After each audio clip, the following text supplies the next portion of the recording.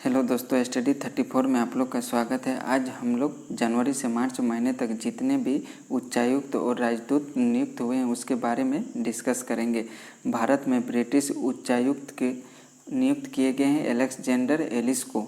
Somalia में भारतीय राजदूत नियुक्त किए गए हैं वीरेंद्र कुमार पॉल को।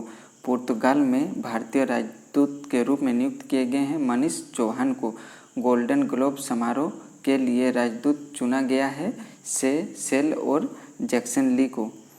आसियान सचिवालय में भारत के अगले राजदूत के रूप में नियुक्त किए गए हैं जयंत खोब्रागडे को।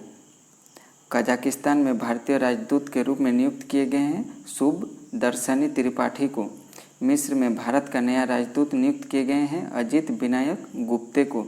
मोजाम्बिक में भारतीय उच्चायुक्त नियुक्त किए गए हैं अंकन बनर्जी को। माल्टा गणराज्य में भारत के अगले उच्चायुक्त के रूप में नियुक्त किए गए हैं संगीता बहादुर को। सीरिया में भारतीय राजदूत नियुक्त किए गए हैं महेंद्र सिंह कानियाल को। मारे गए लुका अटानासियो लोकतांत्रिक गणराज्य कांगो में किस देश के राजदूत थे? इटली देश के राजदूत थे जो लोकतांत्रिक गणराज्य में उनकी हत्या हो गई थी। ऑस्ट्रेलिया में भारतीय उच्चायुक्त के रूप में नियुक्त किए गए हैं मनप्रीत बोरा को नियुक्त किए गए हैं।